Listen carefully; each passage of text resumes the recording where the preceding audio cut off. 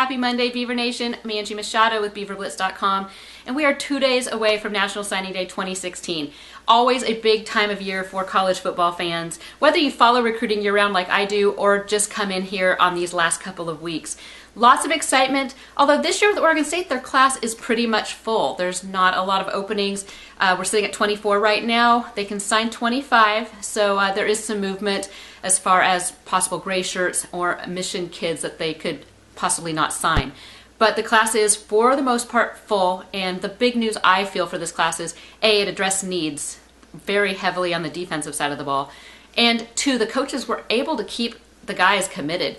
No flips really to speak of here down the stretch like we've seen in the past. These guys have been committed even when SEC schools such as Mississippi State have come after several of these Oregon State commits. So that is a huge, huge feather in the cap for Coach Anderson and his staff.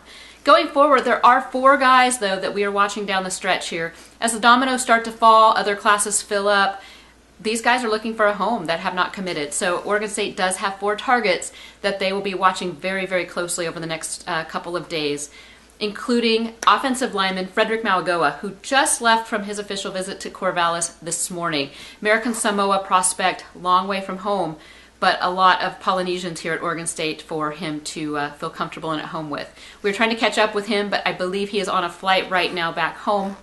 He did visit, got in late Saturday night, and down to Washington State and Oregon State there with him. He'd be a big-time commit simply because, A, he is a great player, but B, Oregon State is really focused on that defensive side of the ball. So to get a top-notch offensive lineman would be really big for Oregon State going forward. Also, Beavers are keeping close tabs on junior college linebacker David Luafata-Saga out of Arizona Western. Currently a commitment to Ole Miss. He's been committed there for about a year, but has been checking out Oregon State and Utah as well, taken visits to both those programs. He's kept things very, very quiet, but Oregon State is in the mix for him. He would be a big-time playmaker. Step right in and play immediately out of the gate. Big hitter and that type of rush linebacker that Oregon State and Coach Anderson really wants to see. So keep an eye on David Luafata-Saga out of Arizona Western. Couple Hawaiians that we are also watching in Bradley and a defensive lineman, and Hercule Latu, both from Kehuku up on the north shore of Oahu. Both these young men have visited Oregon State and are down to several schools. At one point, the popular choice for Bradley and we had heard was Vandy or Utah. More recently, however, it sounds like Oregon State has got back in that mix, and it sounds like Oregon State and Utah might be in the running there for his services. So keep an eye on him. He's a big-time playmaker, could play defensive end, linebacker, or defensive tackle pretty easily for Oregon State, depending on where they want him weight-wise. And Hercule Latu is a safety out of Kahuku, visited 2 weeks ago.